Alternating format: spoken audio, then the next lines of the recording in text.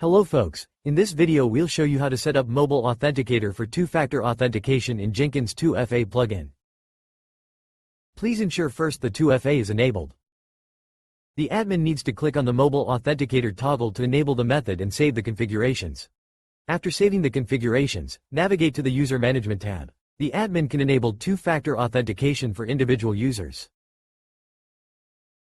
Alternatively, the admin can enable two-factor authentication for multiple users or all users at once by selecting them. After selecting the desired users, the administrator needs to click on the Apply Action button to enable 2FA in bulk. The admin has now successfully set up and configured the Mobile Authenticator method for the end users. Now let's take a look at how the inline registration process will appear for users. When the user logs in for the first time after the 2FA method has been configured, they will need to enter their username and password, which serves as the first factor of authentication.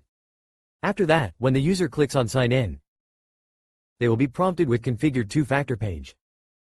They will then be prompted to scan the QR code and enter the verification code generated by the Mobile Authenticator.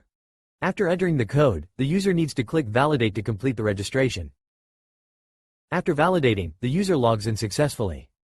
Let's now see how the user flow looks once the inline registration is completed after their first login.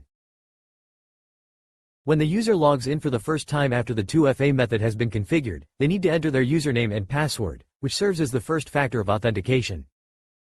After that, when the user clicks on Sign In, they are prompted to enter the code received on the authenticator configured during inline registration.